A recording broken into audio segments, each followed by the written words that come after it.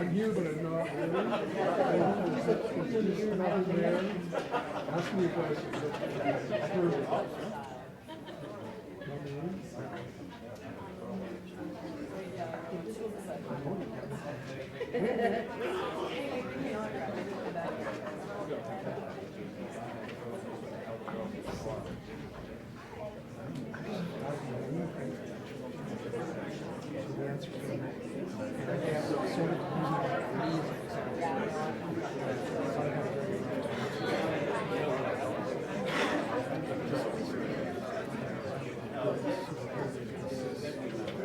I know.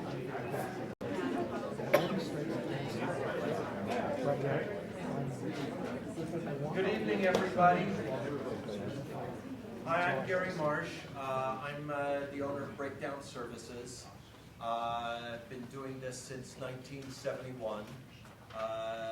Before that, I was an actor, and I actually I went to the States to be an actor, and I used to live in Hamilton, in Ontario, and before that, England.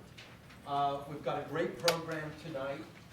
For those of you who love social media, please use the hashtag Focus Calgary. And if you want to tweet about today's event, it's at Actors Access. To begin with, I would love to thank ACTRA, Tina Alford, for putting this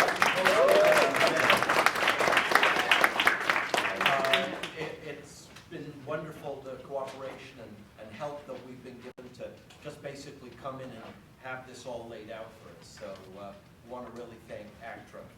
Also, our panelists, our guests tonight, Rhonda Fensecki,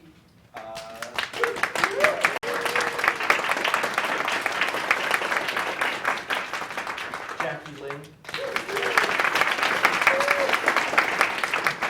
and it's great that they're donating their time, and because they feel that it's so important that you guys get to see what the medium in which they work, so it can help you get in the room easier, actually, is what it's all about. So what I'm going to do tonight is I'm going to be showing you a lot of what the casting directors see. We're going to try to hold the questions until 7 o'clock tonight. We've got a lot to go through, and then we can take questions at that point. But what you're going to be seeing is what it looks like from the casting director's point of view. How many of you are in Actors Access, by the way? Great. How many of you go to the site and update your material, keep your resume up to date, keep your pictures up to date? All right, not as many hands.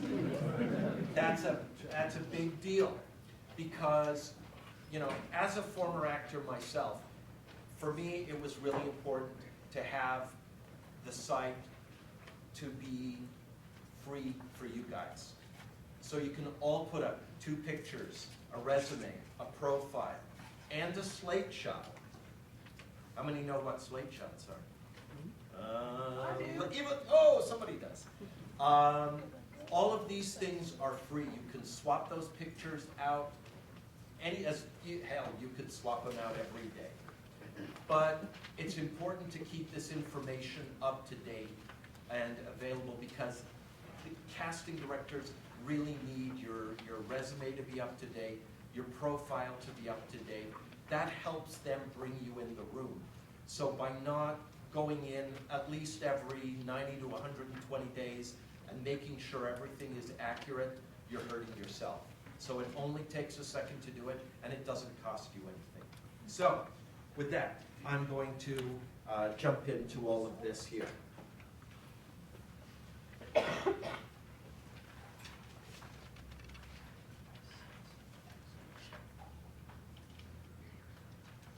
So what we're looking at right now is when a casting director releases a breakdown, they see this screen.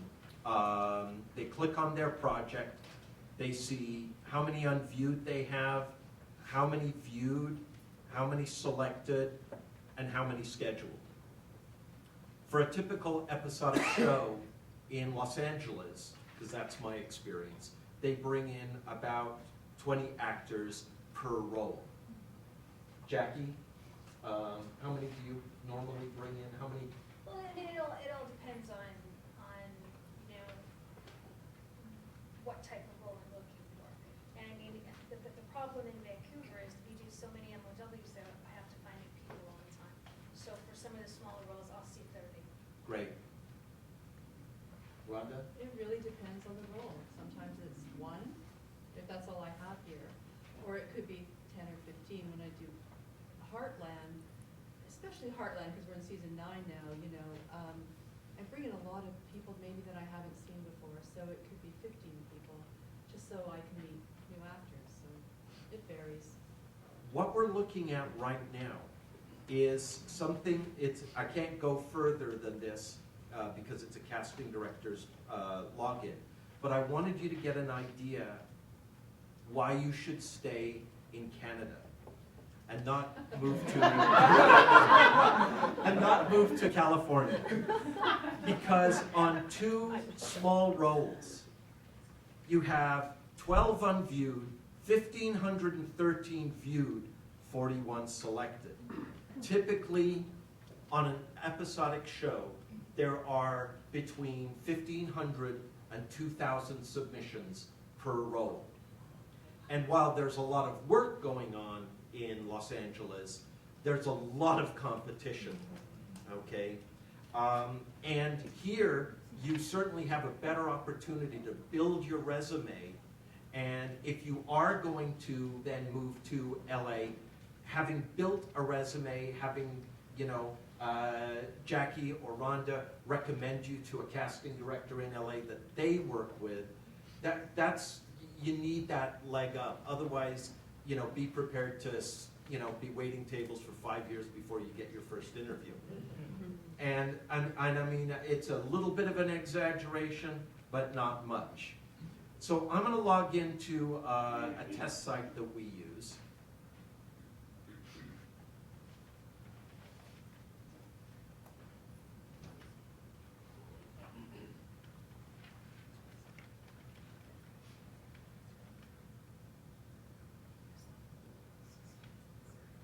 All right, so now let's take a look at these unviewed actors, what a casting director sees. So this is how a casting director is looking at submissions.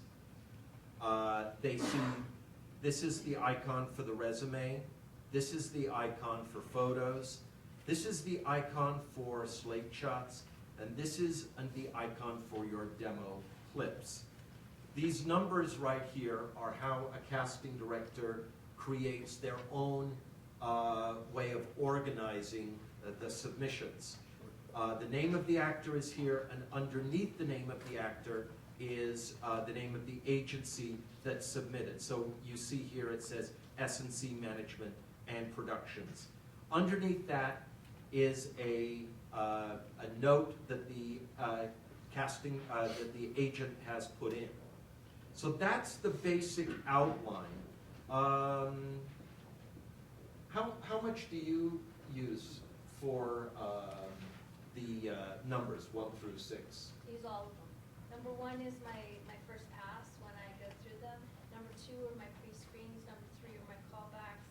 Number 4 is when they change the role. Number 5 for out of town, and number 6 for the selects for the network. That's the first time I've ever heard them all used. She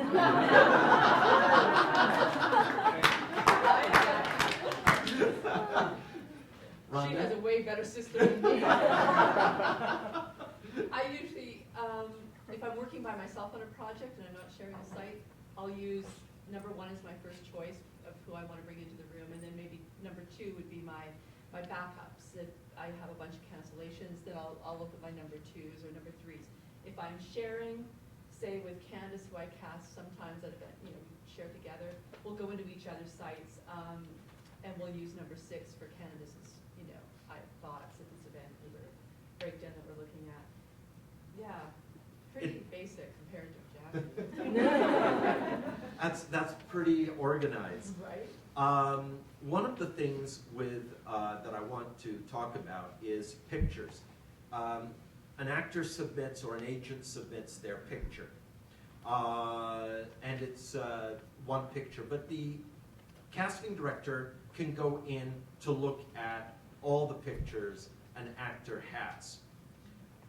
Now, I feel, and I know you guys feel very strongly about this whole picture thing.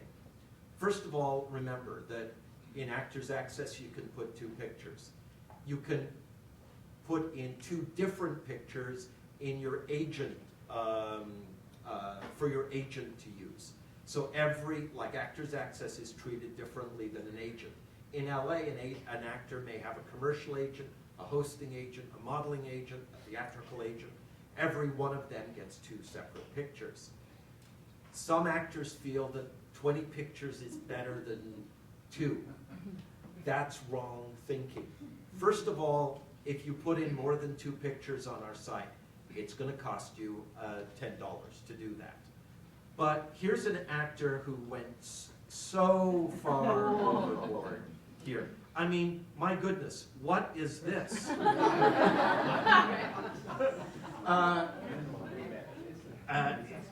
What do you guys feel? I mean, when you look at an actor's extra pictures, what are you looking If I would see this, that would tell me that he's an extra and that he's not a serious actor. It's ridiculous. And I don't want any more bits here. Right. No more than 2. You need a serious headshot and, you know, maybe a little bit more bubbly. Or in Alberta, I think for the men especially, one clean shaven and one, with a beard is really helpful for all the Western and period stuff. And for the women, hair up, hair down, looking a little different, 2 options. Exactly. And because you can swap those pictures, if you change your hair length or the color of your hair, it's easy enough to change that picture without it costing you anything. Kids especially. Kids especially, because every 6 months you have a different child staring at you, right? They grow so quickly. So instead of paying to put up extra pictures, just swap out the 2 free ones, okay? The resume. The resume, you need to update. Well, I mean, I actually, to the point where I've been so annoyed that I've actually emailed Breakdown to say, this is ridiculous. You have to send out an email to all the agents saying you have to, update resumes. The actors have to update them, because for me what happens is I do so many movies for Hallmark that they don't want to see people who was just cast in another Hallmark movie. And because there's if I didn't cast it, I don't know. So if it's not updated, I'm going to bring them in. I'm sitting there with the director or producer who turn over their resume that they've updated but not on the site and say, Jackie, they were just in this last week. So and then they're disqualified because we can't use them. Right. Because you have to look, like what happens with this is they think, oh, well, I'm not going to put this on there because then, because I'm overused at Hallmark. But what it does is it helps you, because I'll look it up and go, well, it's already aired and this is a different character. But by not putting it on there, I mean, it makes me look stupid to my producer and directors, and then it's a bad reflection on you. So that's why I think it's so important to update. Right. Now, another pet peeve of mine, based on the way the business works now, it used to be that used to submit a VCR or a DVD. And the plug in the whatever it was and watch 3 or 4 minutes. With the internet, people still are trying to submit a reel to us to put up. Now a reel may contain, some dramatic work, some comedic work, some other stuff. And what you really want the casting director to see is something at the end of that reel. If they have 400, 500, 600 submissions, they're never going to sit long enough to watch that. So what now is the best thing to do is to upload clips. Each project is a separate clip. If you're in something a bunch of times and it's only 10 seconds long, put a number of those together and you could call that comedy. It's important that you give your agent the ability to submit a specific clip that matches the tone of what the casting director is looking for, because that's what time is a thief to the casting director. And the more you can help the casting director save time by giving them what they want, the better it is for you. So, you know, when you're looking at material, what are your like do's and don'ts for an actor with clips or reels, or what would you like to see more of? Why don't you answer that one, Jonathan? You probably that one. I'll hold the gun. I think for me is I know like a lot of people go, oh, I've got a demo reel, it's so exciting, I have a demo reel because I'm going to put my work on here. I don't care what you did 10 years ago, it means absolutely nothing to me. What I want to see is what you did last month or maybe last year. And I think that's important. I think it should be separated into comedy or drama, because so often they'll go, oh, he's way too serious. Oh no, he's got a lighter scene over here. And you're right, anything, they don't watch 3 minutes. They barely watch the first 30 seconds of your demo reel. So it better be everything you want, better be new and upfront. Because what happens is people start putting their old stuff first, or clips, or those things that they think is fun with music and all those clips. People go, are you kidding me? And then we finally get to it, and they'll look at me and go, this is 20 years old. So it doesn't mean anything. It's new clips of stuff that we've done. And by the way, be very mindful. This is the last thing of the clip you use. Do not use a clip where an actor in the scene is better than you. Because so many times I've had a producer say, who's that guy? All the time. So make sure that the footage is on you, and that it's about you, not having somebody upstaging you in your own demo. Well, unless it's a big star. Yeah. Star, yeah. Okay. I mean, here's an actor that has put up clips. Now, he chose to submit all of his clips. Your agent can select one, like from, let's say, Cold Case or Criminal Minds. But one of the cool things you have the ability to do is put up a title, and then what you did was the villain who did, you know, stab the lead, or, you know, whatever you wanted to put. That gives the casting director a great frame of reference. They know what they're going to see then. And it's, again, another tip to help them. If you've done something that isn't a major movie or not a television show that they might recognize, maybe you've done a student film. In that case, instead of putting the title of the student film, put festival film won awards at, and then put the name of it in the description and the role you played at that point. Because again, the casting director, you're giving them a frame of reference. And it's also helpful, the more description you can give in the description when your agent is submitting you, then it's easier for them to choose the right clip to match the tone of what the piece is. If it is a Disney project or a Hallmark project or you know, a historical drama, all of those tones are very, very different. And if you have work that has that in, it's helpful to the casting director to know, oh, they know this genre, they know this medium, they've played this medium. Yeah, I mean, how do you find that in terms of here in Alberta? Does that play for you guys at all? I guess. Right, push button. It's a hard button to push. There we go. Okay. Yeah, having the clips isolated and labeled certainly is helpful and easy. Then it's an easy reference for us all to, you know, when we're in a hurry looking at everything. Did that answer the question? That answered the question. Okay. Are, in terms of notes that, you know, here we go. Underneath the submission. Now, if a casting director gives us permission to release a breakdown to actors.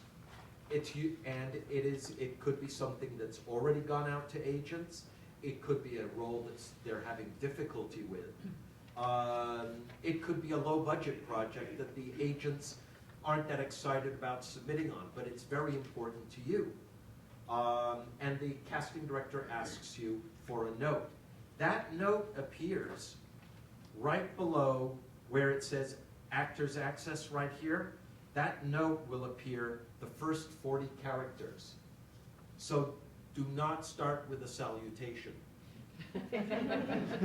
Start immediately with your note, and you have do's and don'ts for notes. We do.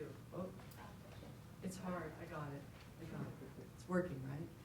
So here's the thing with notes. I hate seeing things like excellent actor. This is more to your agent than you.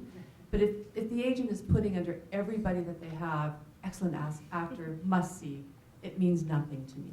What I like to see is if the agent is submitting you and you know ahead of time that you're going to have to self-tape for a project, have your agent put self-tape if you're not available for the audition. Nothing I hate more is scheduling in actors into my day and then finding out after the fact that you're not available for the audition dates and that you're going to be a self-tape. It leaves holes in my session. So please, always keep your agents informed as to your NA dates. If there are NA dates that you're not available for the shoot, I'd like to see those. Sorry, guys. Okay. Oh, I see. It's on and off. Oh, I don't have to hold it. Bloody hell. Okay. I got it now. Awesome. Okay.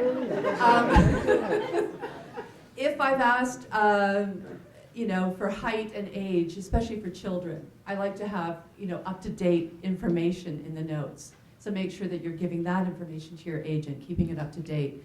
I recently released a breakdown asking for proficient hockey players or ice skaters.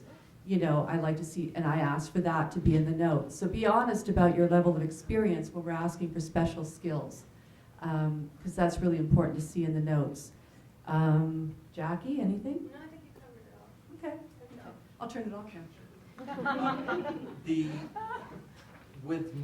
With your notes, if the casting director is looking for an actor that speaks French, that note that says that you spent 2 years in Paris is a really good note. If they tell you they're looking for something and you can honestly say, I fill that criteria, the first part of your note should regurgitate that back to the casting director, because they'll focus on that right away, and that's enormously useful to them. What we're looking at now is when an actor has a slate shot, this icon is lit up, and I'm going to show you some slate shots of what a slate shot should look like.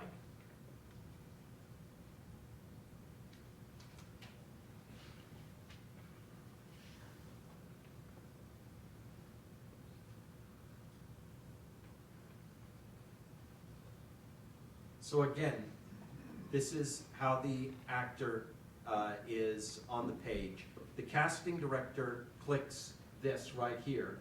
Hang on, let's make sure my... If I can turn on my little bows here to make things come on. Maybe the battery died.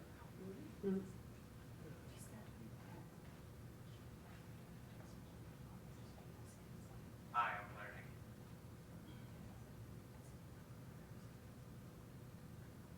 Hi, I'm Eric Murray. So for actors that don't have video, it is it's a free way to provide the casting director with an idea of what you sound like and what you really look like. And I mean, the feedback we get from casting directors is that they really love it, because if an actor doesn't have film, for instance, that gives them something to work with. How your personality presents itself. Do not try to get fancy with slate shots. Slate your name. The more you say, the bigger hole you dig for yourself. Things like, you know, how tall you are. While that's great information for the casting director, sometimes that may disqualify you for a job that you might have been available for if the casting director actually got you in the room. Height is important, but there are places a casting director can go in your profile to see that. Let's see if I can get this to play now. Hi, I'm Io Sorrells. Hi, I'm Blair Hickey. Hi, I'm Grant Harling. We call that the Harry Potter effect. So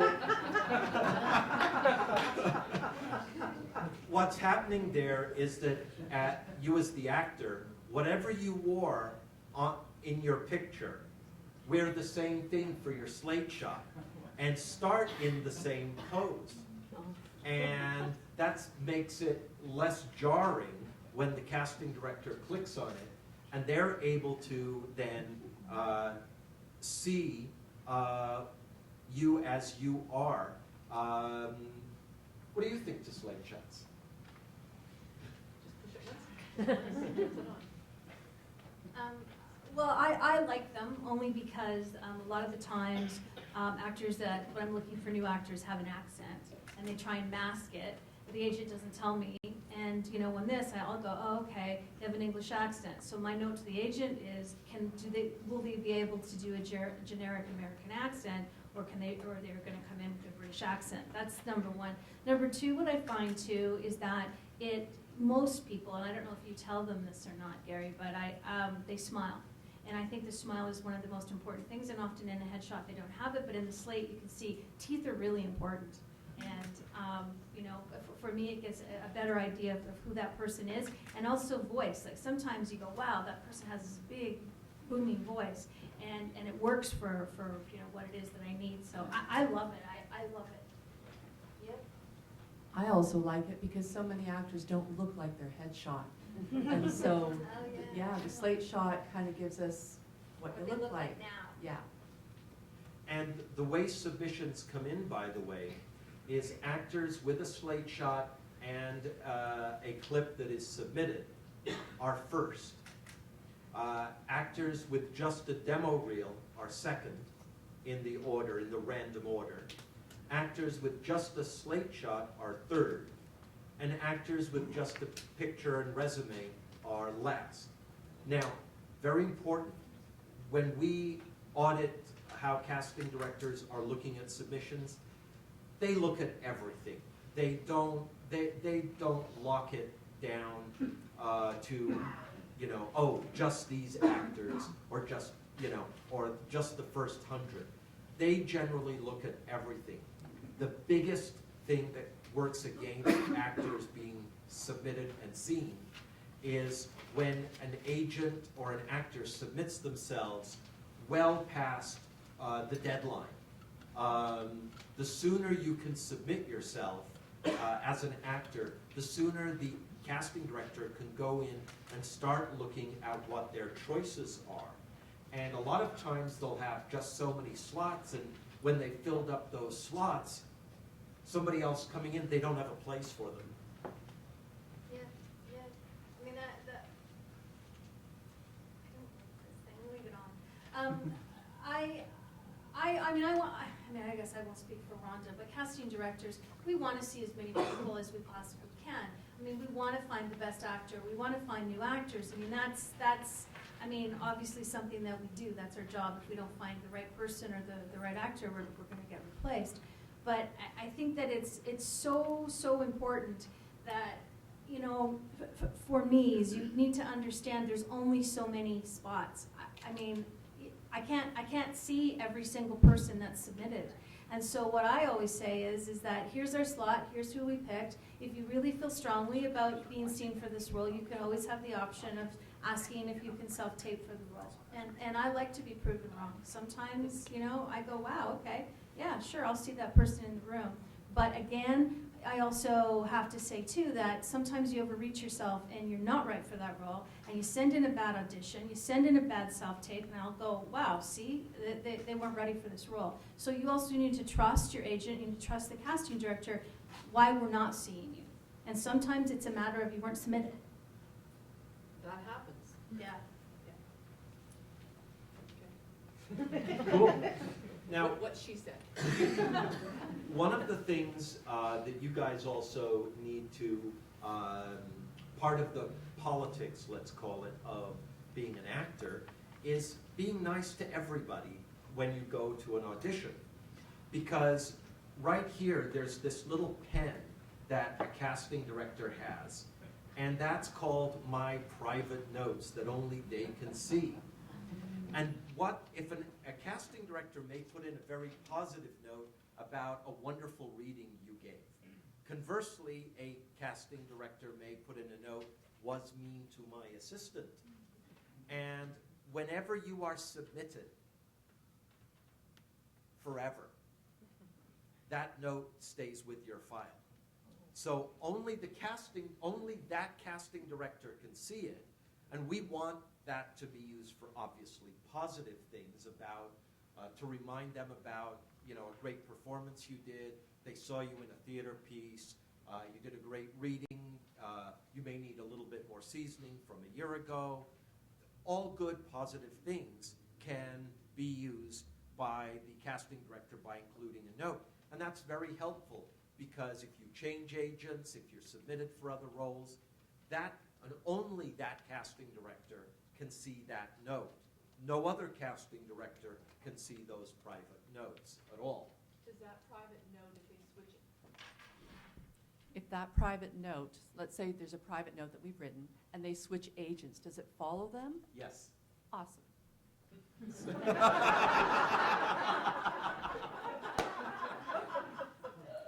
Actors beware.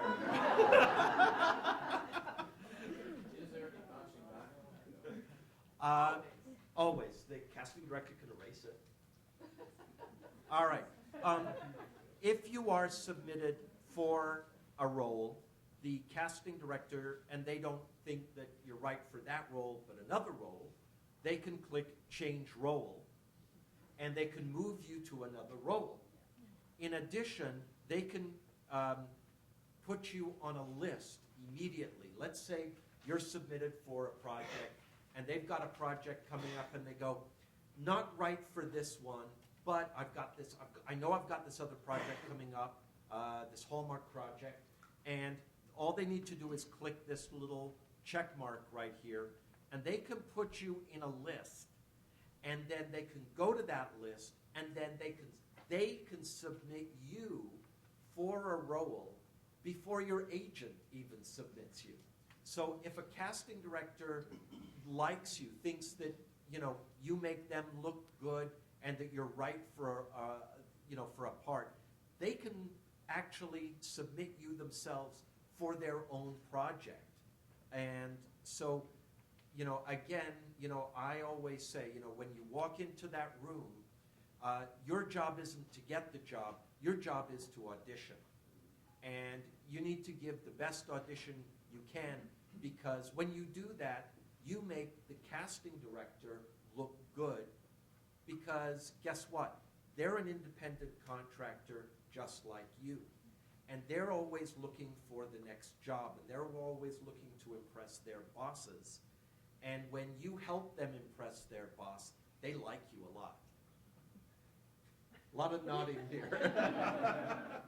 But I think actors, you guys, you know, you walk into the room and it's like, what do they want? What do they need?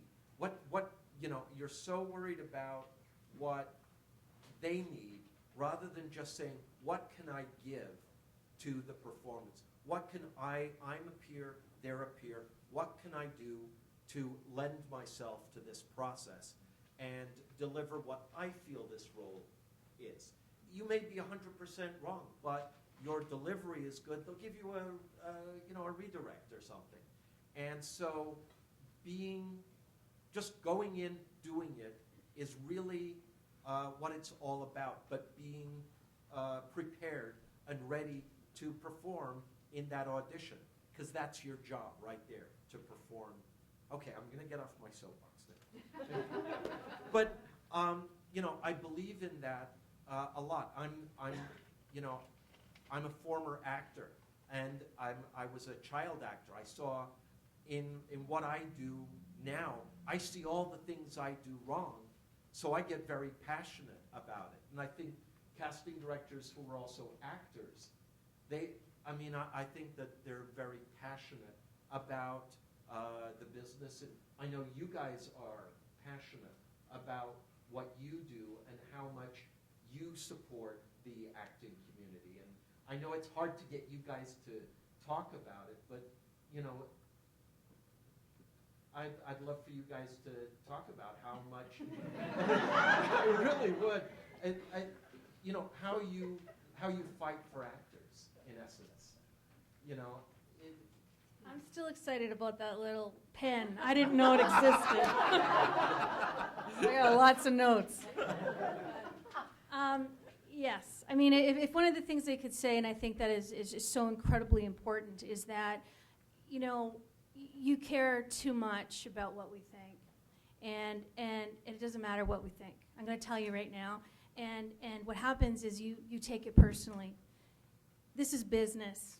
This isn't personal. We don't give a rat's ass about you. I'm going to be really honest, and you shouldn't care about us.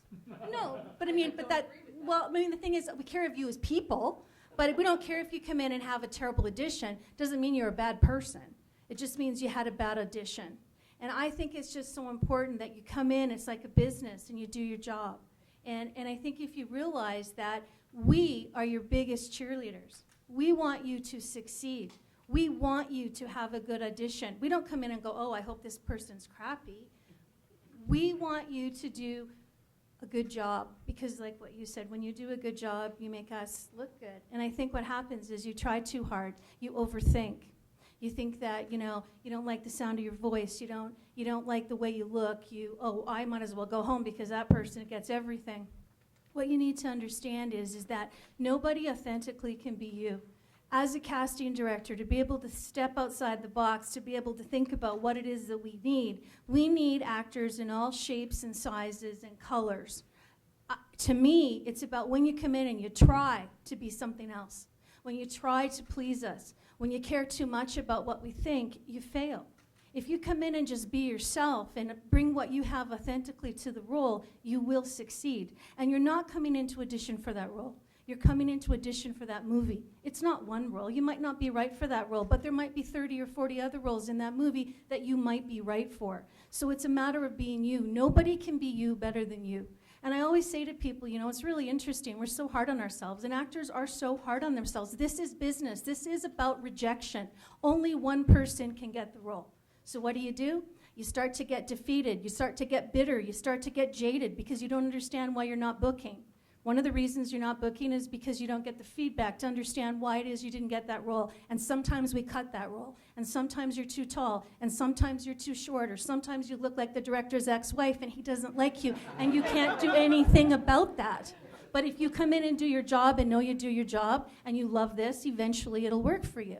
And I always say, if I were to ask all of you in this room to close your eyes and tell me 3 physical things you love about yourself, I'm going to tell you right now that 99.9% of you, the one thing you will say you love about yourself is your eyes.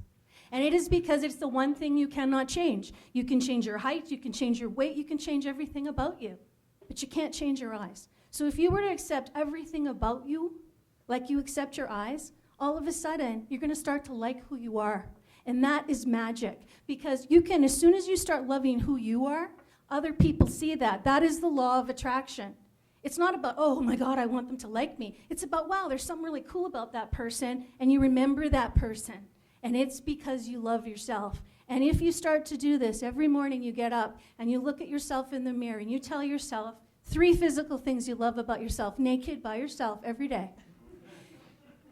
Eventually, you're going to start to go, wow, you're going to accept who you are. And in your 20s, it's really easy. And in your 30s, it's getting harder. In your 40s, you're up there. And in your 50s, my husband sometimes will say, hey, did you find that 3rd thing yet? And I'll say, offhand, I find it. And I think that's so important that something will change. All of a sudden, people will go, wow, you look really different. Did you cut your hair? Did you lose weight? No. The only thing you did was change, what you think about yourself. And that is magic. And that is the law of attraction. And that is deciding who you are, why you want this. You want to talk about passion. That's what it is. And I think that if everybody, and I know there's a big difference in auditions before I get off my soapbox, but there's a huge difference between arrogance and confidence. And arrogance comes from a place of insecurity. And I know, because I used to be the most arrogant person on the planet. And a few years ago, I started to like who I am.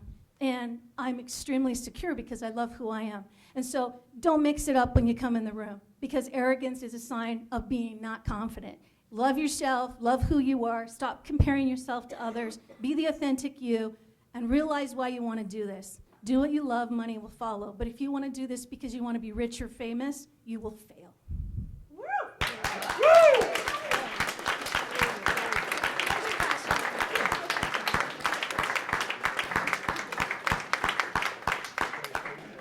Woo! I'm not going to top that. That's a hard act to follow. Where do we go now? Wow. Well said, Jack. Well said. Amazing.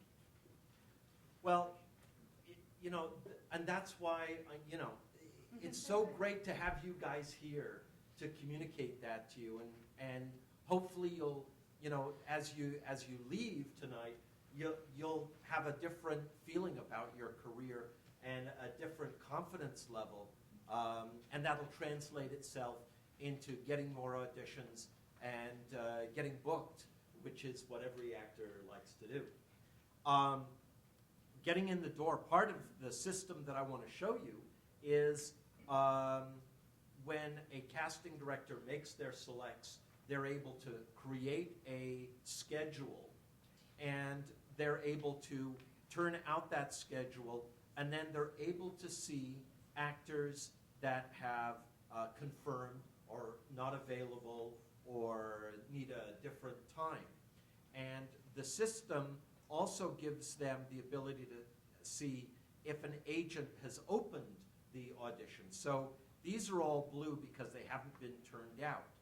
They turn all yellow when the agent opens the audition request, and the casting director can actually click on that little envelope and see what time the agent opened the audition. Because, like, I know in LA, the agent goes, oh, we never saw that. And I said, well, it shows here that you opened it at 3:04 p.m. Didn't know that either. And so they get, they're busted. And the other thing that, with scheduling, another thing that, again, there's new stuff that we're doing every day. Something that a casting director can do is, how many times have you been forced, after you have a schedule, you've worked on it, it's gone out, you've confirmed with the agents, and then all of a sudden it gets moved for whatever reason. With this, you move the entire thing and all the agents get notified automatically, and they can respond automatically to say that they are confirming the new date. So this is part of the internet tools stuff that saves the casting director a lot of time. And another cool thing that I like about it is that when the agent gets the audition request, whatever notes the casting director has put in about what they're looking for and what they need, the agent can then forward that to you automatically by just clicking a button if you're in Actors Access. So you automatically get the notes from the casting director, what they're telling the agent they want their actors to have. And that way, you as actors have it in writing, so there's no, oh, I thought you said, because it's right there. And the other cool thing that we supply for casting directors is that when they go in and they see a schedule, so let's go to a schedule right now, view existing. They can click print today's schedule, and it prints for them a, oops, there we go. It prints a list for them of everybody coming in, their picture, their phone number, their role that they're coming in for. If it's Actors Access, it's going to print your phone number that you put into Actors Access. Plenty of places for them to write notes during your audition.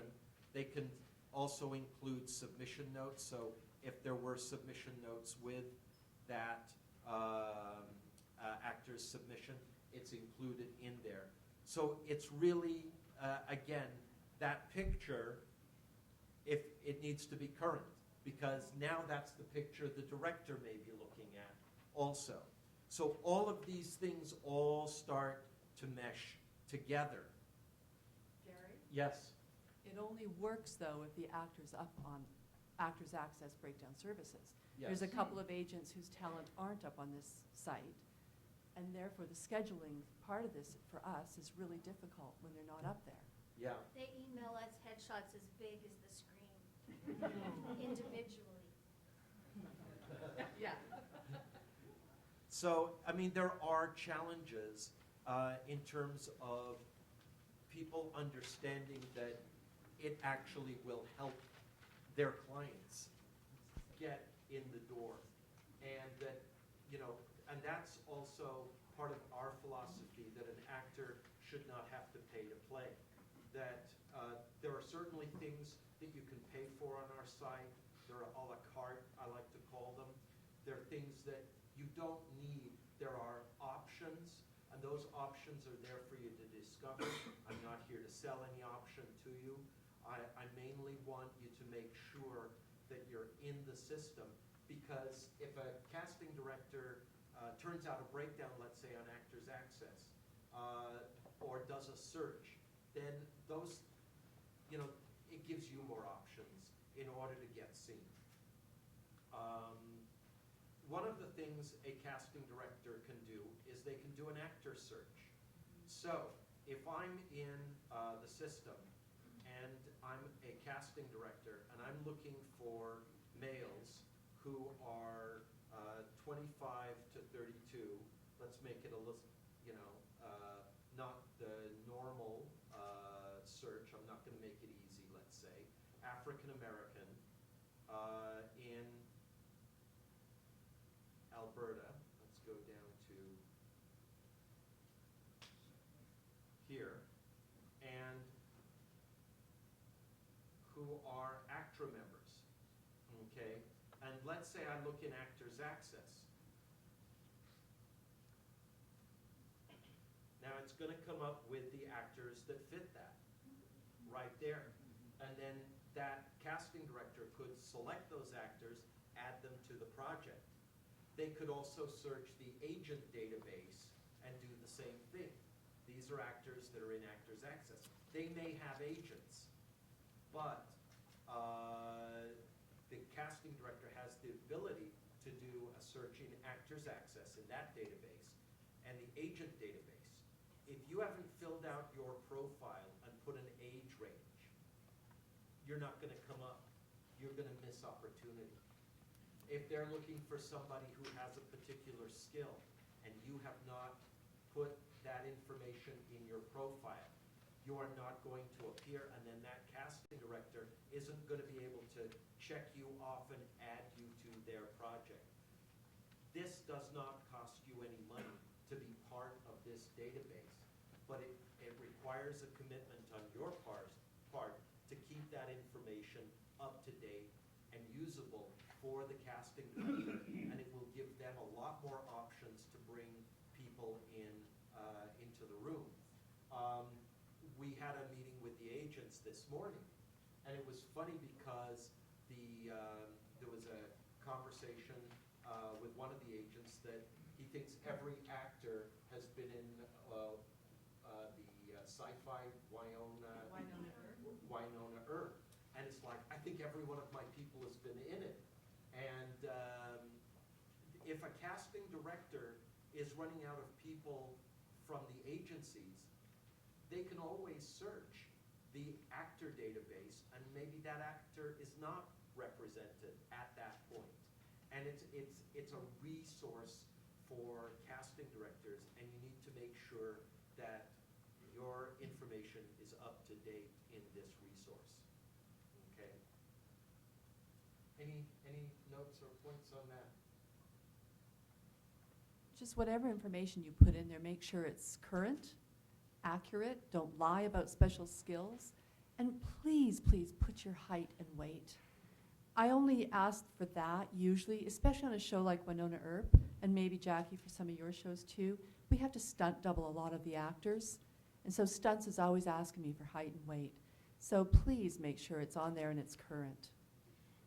And accurate. Guys are always, always shorter than they put on there, and women always are heavier than they put on there. That's just the reality. So we don't care if you're 2 pounds or 2,000 pounds, but we need to know.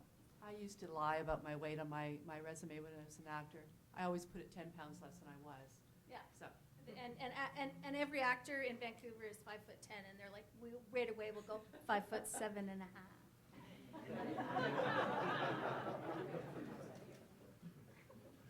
So when you go into your account in Actors Access, let me bring this up. This is somebody who works at Breakdown in LA. Under Manage Your Profile, you have information about me that you can put in, that you fill out. Make sure this is all filled out.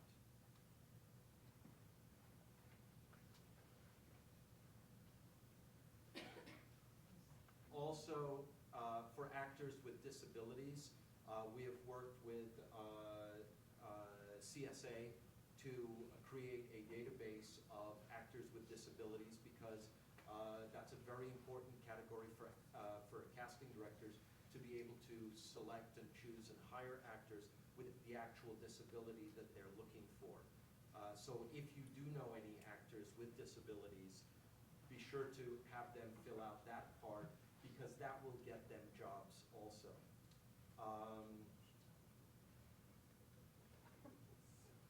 So let's go to, so here, this is relatively new, size cards. This is your measurements. This is your, and it's based on gender, or as a child you can fill this, it fills out under the women's section. Fill this out, and when your agent submits you now, they have the option of including your size card with the submission. And they can also email your size card. So let's say you get a job, they can quickly email your sizes to the wardrobe person who needs to put things together. So this is very important to make sure you fill out.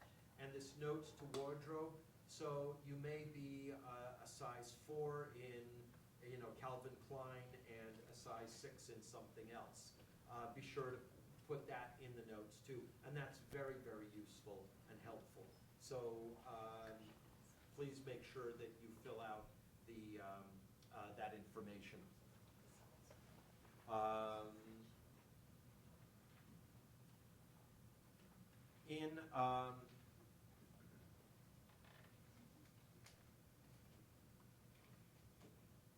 So for any of you, this is also where you manage your photos.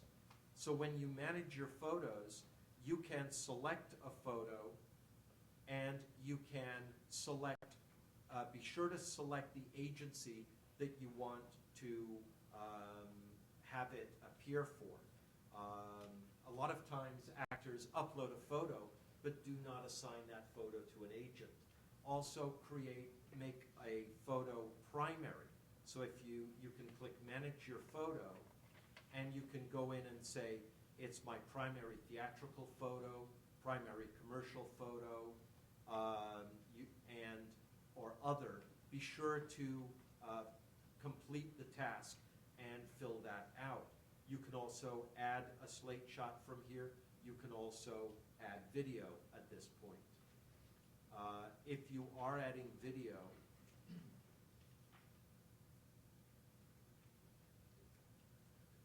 profile, you can go to media, and this is where you're going to find this. If you have media, you'll see a place for a title and then a box to put in a description. Your agent can edit that if they don't like that, but that's really useful to have that in there, as I explained about the reel. Any thoughts for, I've covered a lot of stuff here with, the site, kind of like meat and potatoes of it. In terms of, for you as a casting director, as casting directors in casting in Alberta, pet peeves, other than, things that Jackie has said, or any things that you guys would like to talk about? Because I've been talking about the site, but please, I'd like you guys to jump in and anything you would like to talk about this market. So I really like this wardrobe, this size card. I love that new addition, because this year on Burn Your Maps, I had a wardrobe person that just didn't want to collect that information, so I had to go collect it on her behalf. So if it's there, oh my God, my life is so easy. So make sure you fill that stuff in. It's really important. We do use all that information that you put up there. Pet peeves. Photos that don't look like you. Lying on resumes. Can't find your height and weight anywhere. My big thing for auditions is coming in prepared more than anything else. It's just doing the prep work and coming in, ready to rock and roll. Jackie? James Cagney said there's only a few things you need to be a star. And that is, you need to know your lines, you need to hit your mark, you need to look them in the eye, you need to tell the truth. And that's basically it. There's, for me, and every casting director is different, and I have a phenomenal respect for Rhonda, who is, my peer, my colleague, and is great at what she does. And there's things that, we're like, people. Some people like Indian food, some people like Italian food, some people, are vegetarians. So some people find some things funny, some people don't. We're very different. That's what makes, shows different. But for me, it's, and Rhonda can talk to this, you cannot come into my audition and not know your lines. It is unacceptable to me. You cannot look at your page. You put your head down and you look unprepared. And I don't care if you're holding it, but you can't look at it. And it's just one of my biggest things is that you've got to know your lines. If you don't know the lines, you're not going to connect with your reader. If you're not going to connect with your reader, you're not going to be able to react naturally. Academy Awards are won on reaction, not action. And if you're not listening and you're not being able to hear or connect with that reader because you're reading your lines, it's not going to be a very good addition. So what's your thoughts on that? See, they'd be different. I never object to an actor having their sides in the room. I do prefer to have you off book, knowing your lines, but I understand also that sometimes it's not always possible. If I've just called you 2 hours before the audition and you come in, I get that it's a cold read, or if I send you outside of the room and say come back in 15 minutes for a cold read, that's a little different. We allow for that. But I do like to see the prep work. I do not like to see somebody lost in their page. If it's about holding it, and just kind of knowing where you are on the page and you turn as you go, and if you've dropped a line and you want to get down and look for that line, awesome. I'm fine with that. But I do not like to see this. and never ever see your eyes. It just, I cannot put you forward if that's how you come into audition. I cannot. So you have to be prepared. Got to do the work. And you know, you also have to do your homework. When you come into, you know, whether it's 9 seasons of Heartland or 6 seasons of Hell on Wheels, you better have watched the show. And I find that so insulting when a director will go, well, you know, so have you seen the show? No. Well, how do you know the tone of the show? How do you know what you're doing if you haven't watched it? And that is laziness. That's laziness. You don't just sit there and wait for the phone to ring for your agent to call you in for an audition. You have access to a lot of stuff. Watch the show. Find out who that director is on that show. It's on the breakdown. You can have access to the breakdown. IMDb that director, see what type of shows he's done. Look at the characters actors that he casts all the time, so that you kind of know the flavor of what it is that you're coming in to do. And I think that so often it blows me away, you know. Or accents. Please don't come in with an accent unless you are required to do one. And if you don't know, then ask your agent, you know, to ask if you have to come in with an accent. Because if you come in with an accent, prepared an accent, and we don't want one, you're not going to be able to drop it. It's just too hard to be able to do that. And if you are required to do an accent, then please learn it properly. Like, there's lots of sources on the internet to find out what it sounds like to be able to do it. And also, I like it when actors respectfully turn down auditions because they can't connect to the text. Actors are so excited about getting an audition, they think, oh, I can do anything, I can be a bumblebee. No, you can't. And if you don't get it and you can't connect to that text, you're going to be awful. And it's not because you're an awful actor, it's because you don't connect to the text. And so when they say, you know, I respectfully decline, I'd way rather have that than come in and I'll go, what was that? Like, you know, like, seriously. And the other thing, too, is not being distracted. You're going to have people who forget to turn off their phones. You're going to have lots of noise next door. There's going to be a lot of stuff, and you have to be able to roll with it. That's just the way it is. And the other thing is, thank you very much means 2 things. It means thank you very much. It was great. You did a great job. You're on my short list. Or it means that was brutal. Bye-bye. And you'll never know. But you need to understand you'll never know. I have actors all the time that go out and go, oh, I aced it. They were awful. Or going and calling their agents and going, wow, that was brutal. And you get the role. So let it go. You know, audition, go. Let it go. The more you obsess about it, the further it runs away from you. Just wait until the next one and go on and do your next one. And by the way, in stupid jokes, if you know how many times I say, hey, did I get the role yet? Or no. Come in and hit your mark and go. I'm sorry, it's business. It's not personal. And that's the thing about Jackie Lynn. She's such a bitch. I'm actually a really nice person. I just don't have time for all the, you know. And the other thing is, don't shake my hand, please. And I'm tired of explaining to people, oh, or my assistants, Jackie doesn't shake hands. I have an autoimmune disease. I take medication, strong medication, to dampen down my immune system. So you come and you want to shake my hand. I mean, I catch everything. Do not come to my audition, ever, with a cold. Do not come to my audition sick, and don't shake my hand. Hey, I don't shake hands either, but I do it for, I have no backup. I'm it. I can't afford to be sick, so I don't shake hands for that reason. I always, you know, hand to the chest, hello is great, or just a hi, and a bump, anything, but don't shake my hand. And you know, it's really hard, because a lot of little kids come in the room, then I keep hand sanitizer right close by, because all the parents have said to them, now make sure you shake the casting director's hand.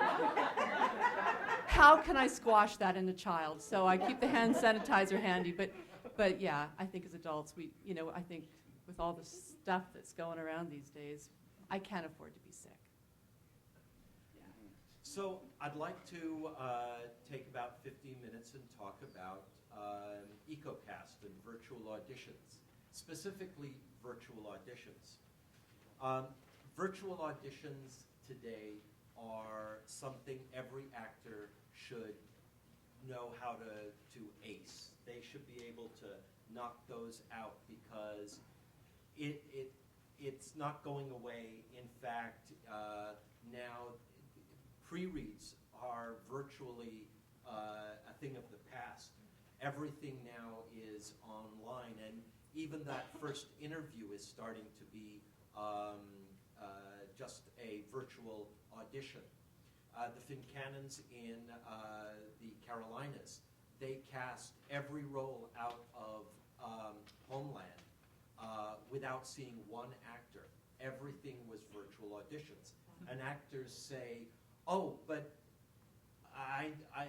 my personality needs to shine in the room. Yes, there's a little bit of a trade-off there, but your personality can't shine in the room, but the director or the casting director gets to see more actors virtually because they could start watching one and know 15 seconds in, no, wrong, let's go to the next one. So more actors have opportunity to get hired if they know how to do a virtual audition. And if they're comfortable with that process and don't get hung up with it. And in fact, that audition now, no casting director does auditions without a camera recording it to show to the producer or a collaborating casting director or a network or whatever. Couple of things that we tell actors. Because actors always say, well, what do I have to do? What do I have to do and go and buy? And, oh my God, it's going to be a commitment. No. Use a neutral bed sheet as your backdrop, not the Star Wars back sheet. Okay. Hey, I use a bed sheet as my backdrop. There you go. Lighting. Overhead lighting, fluorescent lighting, it is a killer. I hate it. Go out to a hardware store, get some of those canned lights and put the soft floods in them. And the canned lights are the ones with the little clips on the end that clip onto chairs and stuff like that, or ladders. Now you can create a backlight, your fill, and your key light. And get, all you need is an everyday consumer HD camera. And you're shooting in HD, that's great, that's all you need to do. And that is all you need. Now, all of you know other actors. Get a group together of actors that, hey, if I get an audition, you come and be my reader. If I get back and forth. You have that little support group already set up. Now, when your reader is reading, where do they stand? How close is the mic? Hopefully a long way away. Usually the mic is on the camera, so if your reader stands next to the camera, guess what the mic is going to pick up? The reader. Have your reader take 2 steps back. The sight line still is good, but the mic will pick up the forward audio. The casting director needs to hear you. They don't really need to hear that much of the reader, okay? Don't try to do both sets of lines yourself.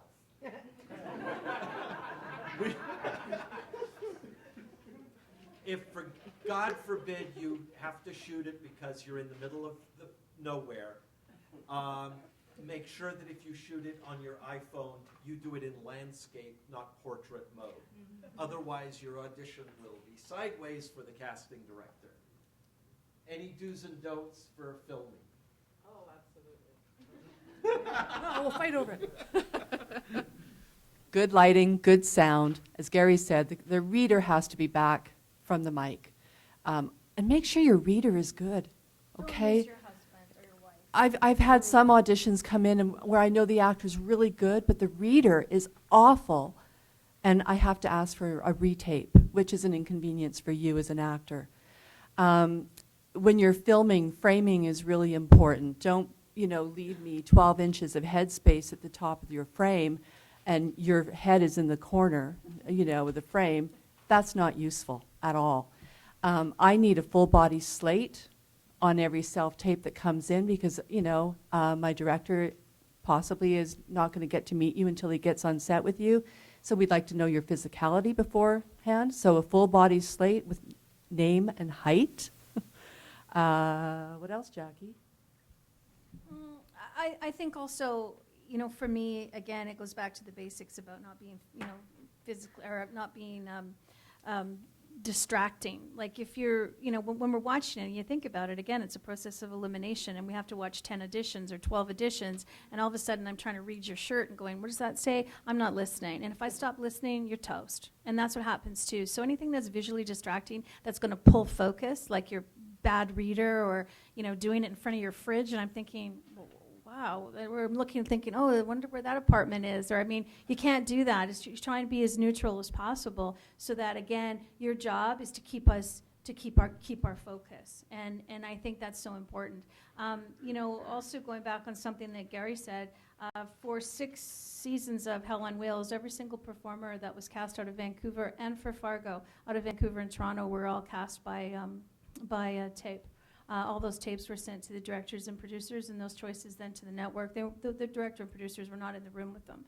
And that's why I'm also so picky about, you know, how an audition is presented. And one thing, you know, too, that Rhonda has said that it's so important, we need to see your body type. So, you know, we need to see, you know, you starting it so we know sort of your physicality. And the other thing is I don't this is, again, is about you. It's about you, it's about you, it's about you. Simple, simple, simple. I say MSG, mad, sad, glad, just pick one.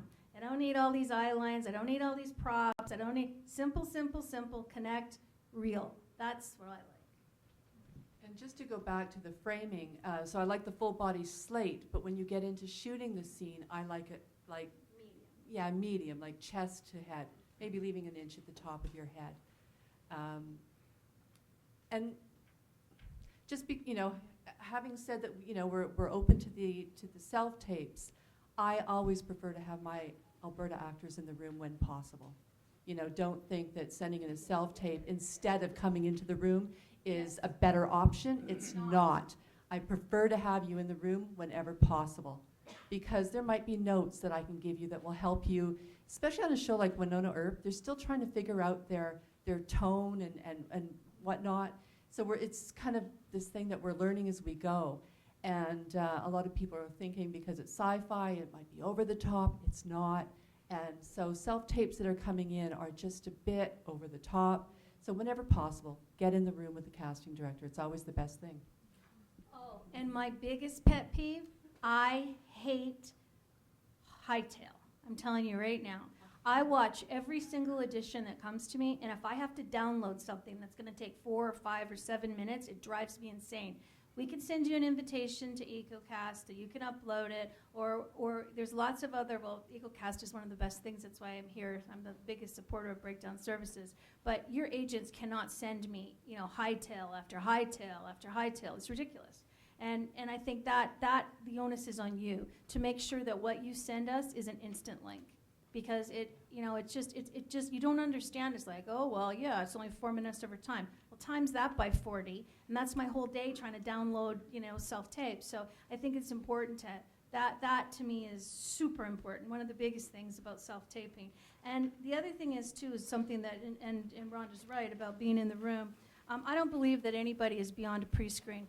And it's not because I think, oh, she's seen me so many times, is what you can do. We're giving you information that you wouldn't have before you step in front of a producer or director, which Rhonda just said, the tone, the feel, what they like, what they don't. It's like a dress rehearsal for you, so that when you do come into the room, you're feeling confident and you've already done it once. And for performers that go, no, you know, they want to come straight to director-producer session, often they fail, because they haven't been given that information, you know, ahead of time. So it's not an insult to say, oh, you're going to come in and see me, and then, you know, I'll decide who you're going to come back in the afternoon. It's because I know, especially Rhonda knows too, when you're working on a series, you know whether you fit into that world or you don't.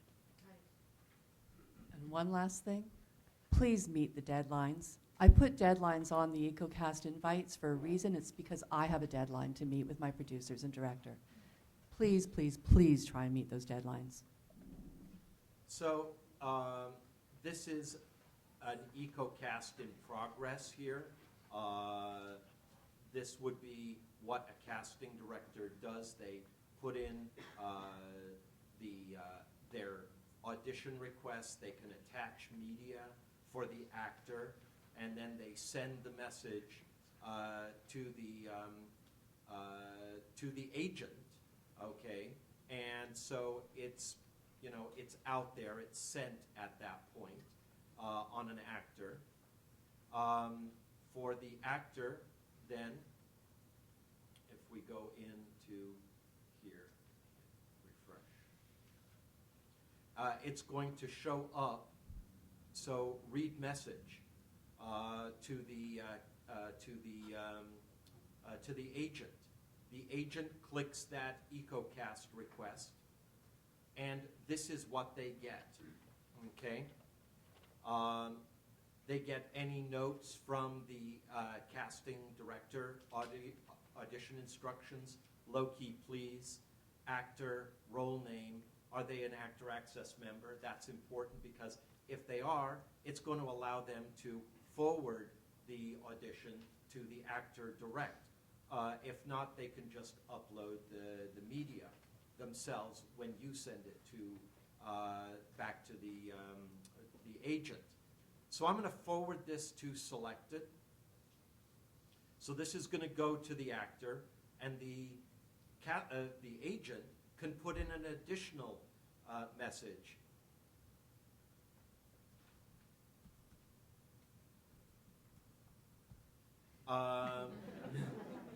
And part of this also, the agent can put in their own deadline so that the deadline they give you is earlier than the deadline the casting director needs. And that way, part of the system is when you send it back to them, they can review it, and if they don't like it, they can send it back to you and you can redo it. The other thing is, whenever you do a virtual audition, have somebody watch it, like your agent. This is the way we have installed to do it automatically. Have somebody watch it other than a family member before you send it. And to get a, like, oh yeah, that looks good. So when they click forward, it then goes to, it says, okay, that invitation has been forwarded. Then, as an actor, let's see, okay. As an actor, then, you get a box that says, oh, you have C-mail. So you read the message, and then there's your audition. You click on it. It gives you all the information you need, gives you some tips, some do's and don'ts, and you click Upload Media. That's all you have to do. You shoot your scene, it's on the computer, you browse, and you're able to then upload your media. And let's see, what do I have here?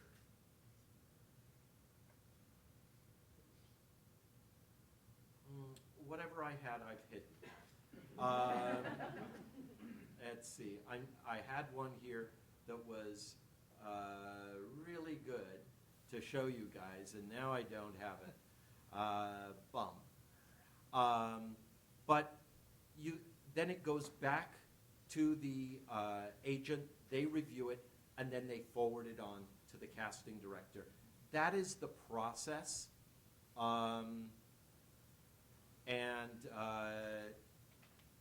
That's what you need to see in order to understand how to respond to a request for an EcoCast audition. Now, something that we told your agents that you guys should be aware of also is that agents have the opportunity to create an audition of an actor, and with the permission of the casting director, send them an email with that link. And all of our stuff is streaming. It is, so the casting director does not have to download anything at all. They merely, it starts to play immediately. And they can see your resume, your photos, all of your material is available for the casting director to see. as they are literally watching your audition. Okay? This is the one I wanted to show you. This was this actor's submission. Who has a safety deposit box full of money? Hey, quiet out there. Full of money and 6 passports and a gun. What's a bank account number in your head? I'm gonna come here, and the first thing I'm doing is catching the sight lines and looking for an exit. I can tell you the license plate numbers of all 6 cars outside. It's good. We tried to pack as many what not to do's in that audition. That's actually Jason Teresi from our Chicago office who did that for us with an assist from his kids. So with that, let's open things up to some questions. Let's see, I'm going to get up. All right, you right there? Yeah, Jackie or Rhonda, when you have submitting by tape, does it matter what the gender of the reader is? No.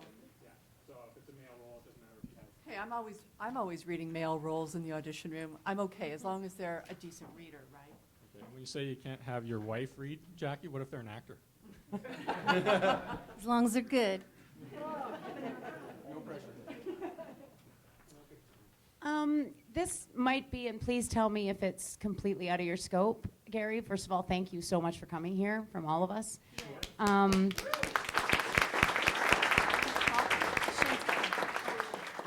My demo's so out of date that it's embarrassing, and part of my problem is I don't know in this new day and age how to actually get clips. I used to get a negotiation in my contract to get a DVD copy that my guy could pull clips off of, and now with iTunes and or PVR, it won't actually allow me to pull those clips off. So does anybody and or you know how we go about collecting those legally? All right, there is a separate company from Breakdown called Edit Plus. They are Edit Plus? Yeah, they're based in LA. I don't know of any company in Canada that does this. Oops, sorry.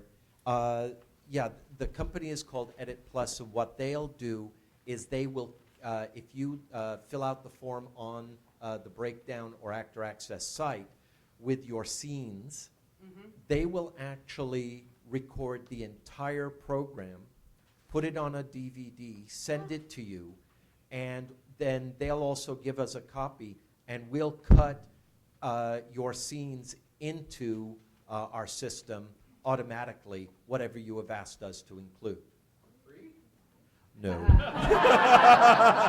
Oh, that is worth paying for. Well, Thank you it's so much. actually a 1 minute of video, 1 minute of demo clip. Right. And the entire program is $47. That is fantastic. Thank you very much. Sure. Right here? Will there be an app? For Actors Access, I'll tell you, we tried an app, and what happened was every time we upgraded our site, and we're so dynamic with the site, it broke the app, and it slowed us down in terms of releasing new features. There's a browser called ACTRA, which is Opera Mini, which is really good, and it turns the Actor Access page into a vertical page. And that's useful, and that way you wouldn't pay anything and use Opera Mini to bring up Actors Access. Yes, over here. Hold on 1 second. We got a mic coming at you. Just double checking all the things except for the thing we just talked about, this $47, using EchoCast, everything else, all that is completely free for the actor. Let me clarify one thing, because I didn't mention it with EcoCast. With EcoCast, if you are, we have a $68 a year membership in order to be able to submit yourself for free, do a number of other things. That also includes being able to submit an EcoCast for free. Normally, it's $3.50. However, if you email your video directly to your agent, they will be able to upload it for free. So you don't have to pay the $3.50. We charge for that transmission of that video process. So if you don't want to pay $3.50, just send it. It's okay to send it to your agent in Hightail or WeTransfer, or don't send it to the casting director. Yes, back here. He told me to give him a workout today. For Jackie and Rhonda, how valuable for you guys is, for example, educational degree or something in acting? Like, is that something that you check on the workbook or whatever? Or I always look at the resumes, Christian. Especially, when you get into a season 9 of Heartland or a season 6 of Hell on Wheels, and we're still looking, for new talent. Always reading the resumes to see what people have been studying, where they've been studying, and just to see if they've been working on their craft. See if there's somebody I can put on set, bring into the audition room, and kind of know that they're going to do good work in the audition room. So education is really important if you want us to consider you as a serious contender. I do believe that. To a degree. To a degree. I mean, there's some people out there that haven't studied a day in their life, but they're kind of good. Any education that you get, regardless of where you get it from, any workshop that you take, and you are like sponges as human beings, and you take what works for you and you get rid of the rest. And anytime you can get any information, regardless of where you get it, is going to make you more confident. And again, confidence is everything. It's when you come into the room and you're confident, and it's mostly because you know what you're doing, and you get that from honing your skills and taking workshops and taking classes, and the more education you have, the better you get at it. I just wanted to ask, there's kind of two schools of thought from the time you get the audition, or not me, my daughter, but anyway, from the time she gets the audition and then to being shortlisted, to one school of thought is to get some coaching in between the first audition and then the shortlist. And the other one is, no, you go in and do exactly what you did in the first audition. So I just wanted your opinion on that. Okay, well. It's your daughter or son? Yeah, Madison. So here's what I think about that. If they've come in and they've done their first audition and they've made my shortlist, and especially if they're a young actor, I wouldn't recommend coaching in between. Not at all. Because there was something in that first audition that we loved about their take on the character that we're going to bring them back for a callback. Right. Please don't mess with that. Okay, can you use the mic? Sorry, can't hear you. That's why I say, like, I've kind of had two different takes on it. So I was just wondering. If you do coaching beforehand, that's one thing. But I wouldn't do coaching in between the first audition and a callback. Jackie, do you have any thoughts on that? I would say that there's a large percentage of actors who come into a callback and they don't get the role because they changed everything they did from their initial audition. A callback is just about as good as getting the role. It means you've done something right. You've made the short list. You're coming in to present whatever it is that you did to the producer and the director. But all of a sudden, I'm like, whoa. They changed their outfit, their hair, Chantal, who is one of the best readers in the city, and certainly an extraordinary actor, has seen with me how many times because I pre-screen everybody. They come in, I'll say, okay, come back this afternoon. In a matter of hours, you got a new hairdo, you got new clothes, and you got a drawl, and we just look at each other and go, what was that? It doesn't mean you do better, just do the same. And I don't believe in coaching in between, especially for children. It ruins what happens is you get so dialed in that you can't take direction. And that's it. I think that coaching is good before you go into the room, but then you have to also be able to throw it away and not say, well, my coach told me to do this. So it's being open to change, being open to, and be yourself. And I think especially for kids, it's so important for mums not to coach their kids. Thanks for a much better relationship. Can I just Tina? add one thing to that? Sure. Sorry. What was it? Well, okay, so when you get a call back, there's chances are you're going to have a director and a producer in the room, and they liked something that they saw in your first audition. They want to be able to work and give notes of their own. So, yeah, coaching in between is just a bad idea. Yeah. Tina, does Tina have anything from, because we're streaming this event, All right, are so there any questions from people looking in? I feel like dancing. Sorry. Okay, so we've got one online here. I'm actually going to look at you two lovely ladies. I had an actor tell me that you don't want your list of education to be longer on your resume than your experience. If it's longer, delete some education. Is that true? Never given it much thought, but what I would say about education is list the education that's relevant to the job at hand. If you're on your resume and you're an actor, you put down your acting education. I don't know. Or if you've taken a workshop with Rhonda, I don't need to see you've taken 30. You know, like a workshop is good enough for me. All right, I got one more here from online. I'd love to know what the casting directors think of self-represented talent. Do they view it as amateur? Yes? Yes. Here's the thing about being self-represented. You'll often fall through the cracks. We'll miss you, you know, especially if you're not on Actors Access and submitting on our breakdowns. We could overlook you. Having an agent represent you is really beneficial because, look, not everything is cast by a casting director in this city. And so, you know, a lot of independent productions, commercials, in-house videotapes for, you know, corporate videos, those things, they go right to the agents. And they skip the casting directors because they don't have budgets for us.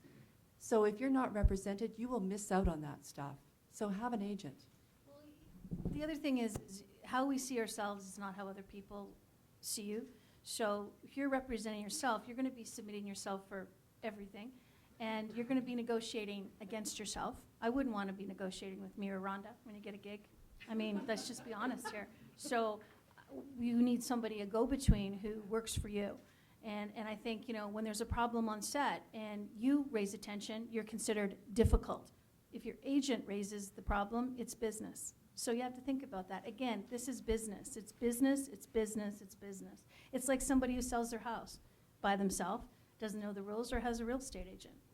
It's just, it's business.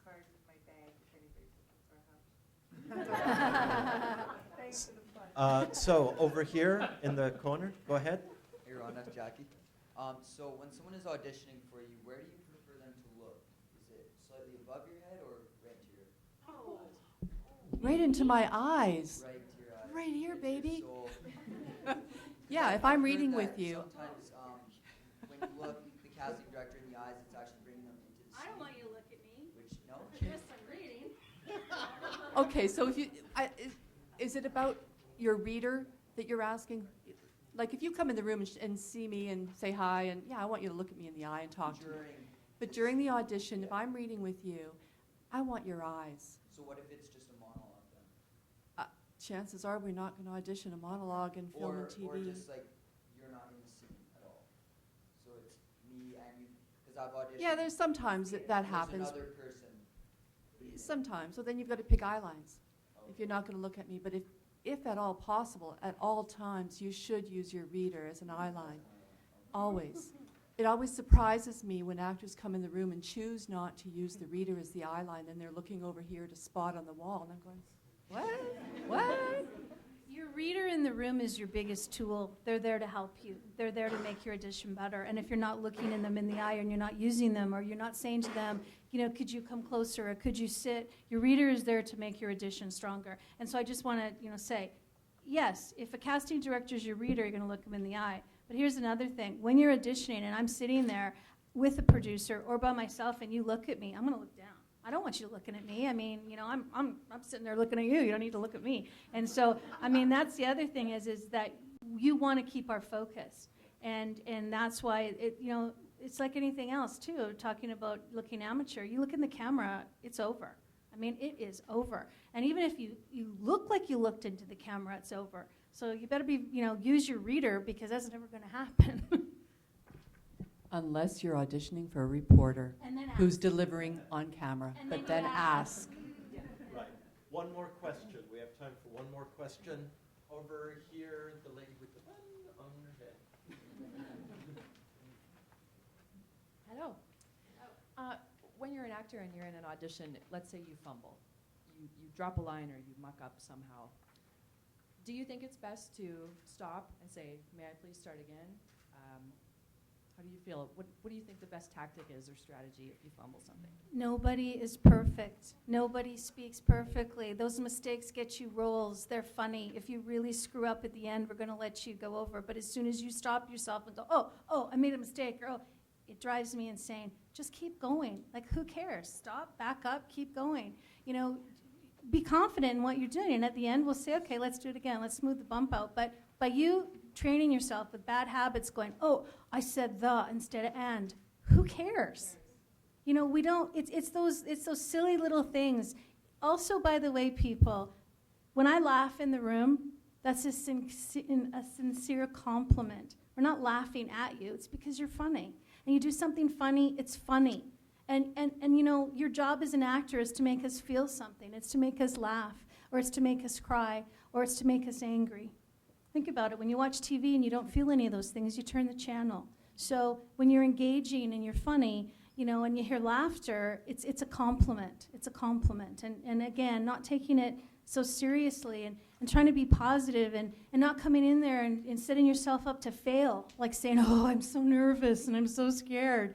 Why don't you just turn that around and say, wow, I'm really excited. So you come in always on a positive note where the energy is positive and it's not negative and you don't look pathetic. We don't know you're scared, but you just told us you were. We didn't know you made a mistake until you told us you screwed up.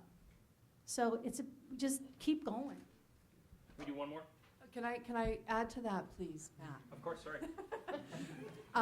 Just backing up and picking up the line again is a skill that you need on set as well. Because when you get on set, you're not allowed to cut yourself. That's a director's job. So think of it like that in the room as well. Just back up, pick up the line, and keep going and don't let me see you smacking yourself upside the head or that little voice on your shoulder going, bad actor. You just move on. It's a technical thing. You just pick up the line and you keep going. Nothing I hate more than getting to the third page of a 3-page scene and having an actor stumble over the last line and go, oh, can I do that again? There was gold in the beginning of that scene, perhaps, that I would love to take or use. It's I don't like actors cutting themselves. And quite often, if I know an actor's nervous and I see them stumbling, I just want to get through the whole scene and let them have one shot at a really bad take. And then I think the map cuts in and out, right? Yeah. It's okay, I'll just talk loud. We can hear you. Okay. Just get through the really bad take, and then we'll do it again. And to add to that, please never, ever, ever say, after you finish the audition, and I've sat there so many times, do you know how many actors, and probably some in this room, have lost the role because they said, can I do it again? When we've already decided that was great, that's awesome, boom. As soon as you say, can I do it again, it means you have no confidence. And if you're going to say, can I do it again, in the auditioning room with the director, he does not have time for you to think that you're going to do that on set. So if you don't have the confidence in the auditioning room, and I mean, that's the whole thing. A way of doing it, if you feel you can do it any differently, and if you really do get there, it's more of, do you want to see it any other way? And if they say, no, that was great, then leave. No, I can do better, because you won't. All right, we really have to end it, and I'm sorry we have to cut it off. Before you go, again, I want to thank Jackie and Rhonda for being here.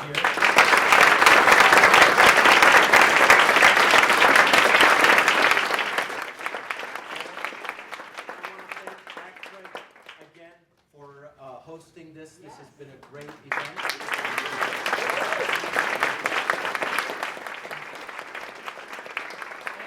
We have a surprise for you now.